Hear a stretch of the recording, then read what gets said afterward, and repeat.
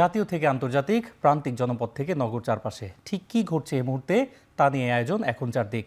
আপনাদের সঙ্গে আছি আমি অন্যয় কর্মকার। উন্নত চিকিৎসার জন্য আজ রাতেই লন্ডনের উদ্দেশ্যে রওনা হবেন বিএনপি চেয়ারপারসন বেগম খালেদা জিয়া।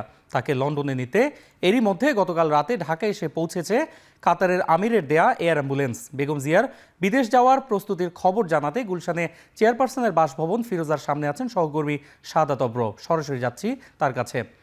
অব্র, আমরা জানতে পেরেছি রাত ৮টার দিকে বেগম জিয়া বিমানবন্দরের উদ্দেশ্যে রওনা হবেন। তার বিদেশ যাত্রার সবশেষ প্রস্তুতির খবর আপনার কাছে কি আছে আমাদেরকে জানাবেন। অন্যয় আমি এই মুহূর্তে আছি ফিরোজার সামনে, যেখানে কিনা আছেন বেগম খালেদা জিয়া। এখান থেকেই কিন্তু ঠিক ৮টা বাজে কিন্তু বের হবেন। বের হয়ে কিন্তু গুলশান হয়ে কাকুলি বনানীর সামনে দিয়ে ঠিক কাকুলি মোড় হয়ে কিন্তু তিনি এয়ারপোর্টের দিকে যাবেন। মূলত তিনি কাতার, আপনি তো কিছুক্ষণ আগেই বলছিলেন যে কাতারের আমিরের যেই এয়ার অ্যাম্বুলেন্সটি বাংলাদেশে এসেছে গতকাল রাত 7:40 সেটিতে চড়েই কিন্তু ঠিক 10টার ফ্লাইটে ঢাকা থেকে চলে যাবেন। এবং একই সাথে আরেকটি কথা জানিয়ে রাখতে চাই যে আগামীকাল মানে ঠিক বুধবার স্থানীয় সময়, বাংলাদেশ স্থানীয় সময় 10টায় কিন্তু তিনি লন্ডনে গিয়ে পৌঁছাবেন। সেখানেও কিন্তু ভিআইপি প্রোটোকলের মাধ্যমেই সেখান থেকে তিনি ঐতিহ্যবাহী লন্ডন ক্লিনিক যেটি আছে সেখানে কিন্তু তিনি চিকিৎসার জন্য যাবেন এবং সেখান থেকে কিন্তু চিকিৎসা নিয়ে তিনি যুক্তরাষ্ট্রে যাওয়ার কথা আছে। এবং প্রায় 7.5 বছর পর কিন্তু তিনি তার বড় ছেলে তারেক রহমানের সাথে দেখা করবেন। তার পরিবার কিন্তু লন্ডনে তার জন্য অপেক্ষা করছেন। আর এখান থেকে মোট 15 সদস্যের একটি দল তার সাথে এই এয়ার অ্যাম্বুলেন্সে করে কিন্তু যাবেন এবং তার মধ্যে কিন্তু 7 জন আছেন যারা কিনা তার ব্যক্তিগত চিকিৎসক। এবং এর পরবর্তীতে কিন্তু তিনি এখান থেকে রওনা দিয়ে যখন 9টা নাগাদ এয়ারপোর্টে যাবেন, ঠিক 9টায় পৌঁছবেন ঢাকা শাহজালাল আন্তর্জাতিক এয়ারপোর্টে। সেখানে যাওয়ার পরেই কিন্তু 10টা বাজে এখান থেকে তার এয়ার অ্যাম্বুলেন্সটি কিন্তু অবতরণ করবে। তারপরে কিন্তু সেখানে তাদের জন্য কিন্তু যেই ভিআইপি যেই অতিথির বিষয়টি আছে সেটি সম্পর্কেও কিন্তু আমাদেরকে জানিয়েছেন বিএনপির পক্ষ থেকে। এবং বিএনপির পক্ষ থেকে জানিয়েছে যারা নেতা কর্মী আছেন তারা যেন কোনোভাবেই রাস্তার মধ্যে না আসে, বরঞ্চ ফুটপাতে থেকে তাকে অভ্যর্থনা জানান, তাকে বিদায় জানান। এই ছিল আমার কাছে এখান থেকে সর্বশেষ। আমি পরবর্তীতে আপনার সাথে যুক্ত হয়ে নিশ্চয়ই জানাবো এখানকার পরিস্থিতি। বেগম জিয়ার বিদেশ যাওয়ার প্রস্তুতির খবর জানাচ্ছিলেন সহকর্মী শাহাদাত অব্র। জিয়া অরফানেজ ট্রাস্ট দুর্নীতি মামলায় 10 বছরের সাজার বিরুদ্ধে বিএনপি চেয়ারপারসন বেগম খালেদা জিয়ার আপিল শুনানি চলছে। সকাল 10টায় প্রধান বিচারপতি ডক্টর সৈয়দ রেফাত আহমেদের নেতৃত্বাধীন আপিল বিভাগে এই শুনানি শুরু হয়। এর আগে 11 নভেম্বর জিয়া অরফানেজ ট্রাস্ট দুর্নীতি মামলায় 10 বছরের সাজার বিরুদ্ধে আপিলের অনুমতি চেয়ে করা আবেদন মঞ্জুর করেন আপিল বিভাগ। একই সঙ্গে বেগম জিয়াকে দেয়া 10 বছরের সাজা স্থগিত করেন আদালত। পাশাপাশি খালেদা জিয়াকে আপিলের সারসংক্ষেপ 2 সপ্তাহের মধ্যে দাখিল করতে নির্দেশ দিয়েছিলেন দেশের সর্বোচ্চ আদালত।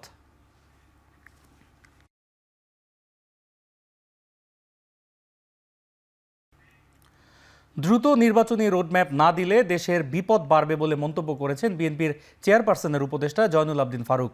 সকালে জাতীয় প্রেস ক্লাবে ফেলানি দিবসে ভারতীয় আগ্রাসন বিরোধী সমাবেশে তিনি এ মন্তব্য করেন। এ সময় তিনি শেখ হাসিনাকে ফেরত পাঠানোর আহ্বান জানান ভারতের কাছে। আপনার যে কাজ আপনি শুরু করেছেন, অনতিবিলম্বে শেখ হাসিনাকে বাংলাদেশে হস্তান্তর করুন। বাংলাদেশে হস্তান্তর করে আপনার দেশ যে গণতন্ত্র বিশ্বাস করে, আপনি যে একটি গণতান্ত্রিক দেশ তার প্রমাণ আজকে আপনাকে দিতে হবে। শেখ হাসিনাকে অনতিবিলম্বে দেশে ফেরত দিয়ে আপনি প্রমাণ করতে হবে। বিগত সরকারের আমলে ব্যাংক থেকে কত টাকা গেছে, কিভাবে গেছে সেই তথ্য কালক্ষেপণ না করে দ্রুত প্রতিবেদন দেওয়ার আহ্বান জানিয়েছেন স্বরাষ্ট্র উপদেষ্টা জাহাঙ্গীর আলম চৌধুরী। সংশ্লিষ্ট বিভিন্ন সংস্থাকে এই প্রতিবেদন দেওয়ার কথা বলেন তিনি। সকালে পুলিশের স্পেশাল ব্রাঞ্চ ও সিআইডি কার্যালয়ে পরিদর্শন শেষে গণমাধ্যমকে কথা বলেন তিনি। এছাড়াও উপদেষ্টা বলেন, বৈষম্য বিরোধী ছাত্র আন্দোলনে আহতদের আইনশৃঙ্খলা বাহিনীর বিভিন্ন ইউনিটে কর্মসংস্থান তৈরি করার উদ্যোগও গ্রহণ করা হয়েছে। এই 100 জন আহতকে দিয়ে এই কর্মসংস্থান দ্রুত বাস্তবায়ন করা হবে বলেও জানান স্বরাষ্ট্র উপদেষ্টা। এদিকে আরও 1000 শিক্ষার্থীকে ট্রাফিকে নিয়োগ দেওয়ার প্রস্তাবও দেওয়া হয়েছে। এদিকে 5 থেকে 7 তারিখ যারা দেশ থেকে পালিয়ে যাওয়াতে সাহায্য করেছে তাদের ব্যাপারে ব্যবস্থা নেওয়া হবে বলেও হুঁশিয়ারি দেন তিনি।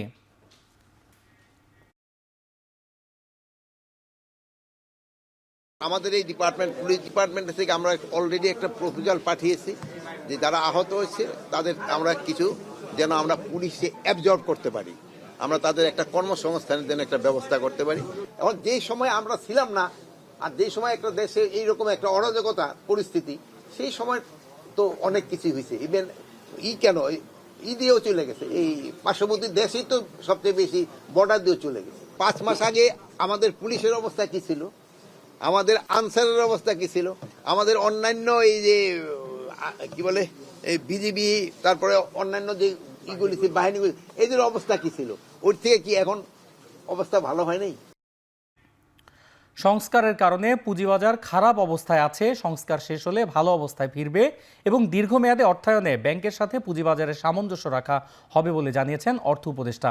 সকালে Bangladesh securities and exchange commission, Dhaka stock exchange ও অন্যান্য অংশীদারদের সাথে বৈঠক শেষে এ কথা বলেন অর্থ উপদেষ্টা। বাজারে অনেক সময় দেখেন যে শেয়ার মার্কেট পড়ে গেছে এই হিসেবে, এটা বিকজ কত রিফর্ম হচ্ছে, নট দ্যাট কোনো পলিসি না হচ্ছে কাকে ফেভার করার জন্য। ভালো ভালো যে প্রাইভেট কোম্পানি আছে, কর্পোরেশন কোনো আসে না, তারা ওই ফ্যামিলি বেস ইসে করতে চায়, আমরা তারা এনকারেজ করি তারাও যেন আসে, যাতে আপনার বেসটা বাড়ে, কারণ ভালো শেয়ার আসলে কিন্তু লোকজন একটু কনফিডেন্স পাবে।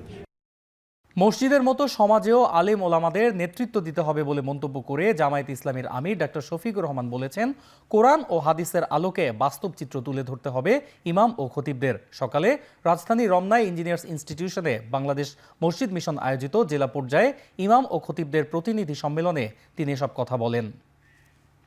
এত কষ্টের পরে যারা সবর ধারণ করতে পেরেছে, আল্লাহ যদি মানুষের মনে এই লোকগুলার প্রতি ভালোবাসা পয়দা করে দেন আর দেশ পরিচালনার দায়িত্ব তাদের হাতে আসে, ইনশাল্লাহ মানুষের জীবন, মানুষের সম্পদ, মানুষের ইজ্জত, এই তিনটা ইনশাল্লাহ তখন বেঁচে যাবে এবং নিরাপত্তা লাভ করবে। নারীরা পাবে, পুরুষরা পাবে, আবাল বৃদ্ধ বনিতা পাবে, সকল ধর্মের মানুষ পাবে। এখানে মানুষে মানুষে আর হিংসার কোনো ভাব থাকবে না। রিমেম্বারিং মনসুন রেভলিউশনের আওতায় 8 বিভাগে 8টি মাঝারি দৈর্ঘ্যের চলচ্চিত্র নির্মাণের জন্য 8 পরিচালককে নির্বাচিত করেছে সংস্কৃতি মন্ত্রণালয়। তারা হলেন অনম বিশ্বাস, হুমায়রা বিলকিস, নুহাস হুমায়ুন, শঙ্খ দাশগুপ্ত, শাহিন দিল রিয়াজ, রবিউল আলম রবি, তাসমিয়া আফরিন মৌ ও মোহাম্মদ তৌকির ইসলাম।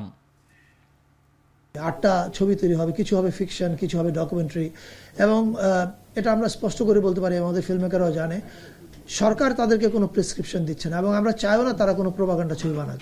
আমরা চাই তারা এমন ছবি বানাক যেটা এঙ্গেজিং এবং যেটা এ পিস অফ আর্ট হবে এবং যেটা নিয়ে ওই ফিল্ম মেকাররা নিজেরাই প্রাউড ফিল করবে।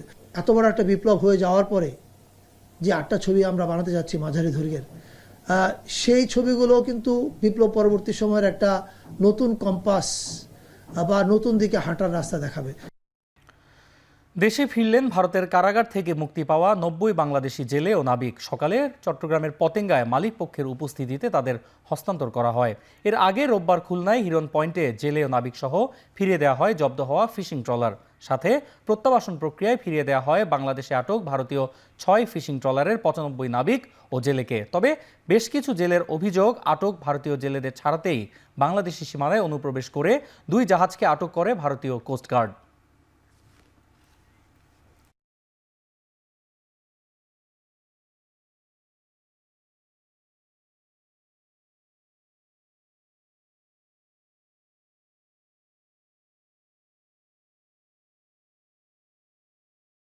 চীনের স্বায়ত্তশাসিত অঞ্চল তিব্বতে 7.1 মাত্রার ভূমিকম্প হয়েছে। এতে এখন পর্যন্ত 53 জনের মৃত্যুর খবর পাওয়া গেছে।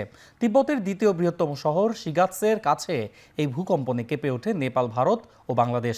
নেপালে পরপর বেশ কয়েকটি আফটারশক হয়। ভূমিকম্পে অনেকগুলো ভবন ধসে পড়েছে। ভূমিকম্পের উৎপত্তিস্থল এভারেস্টে যাওয়ার উত্তরের গেটওয়ে টিংরি কাউন্টি। ভূমিকম্পের গভীরতা ছিল 10 কিলোমিটার। শেষ করছি এখন চারদিক। এখন টেলিভিশন ওয়েবসাইটে দেখতে ভিজিট করুন www.ekhon.tv। ফেসবুকে দেখতে ভিজিট করুন facebook.com/tv.ekhon। এছাড়াও ইউটিউবে দেখতে ভিজিট করুন youtube.com/c/ekhon tv।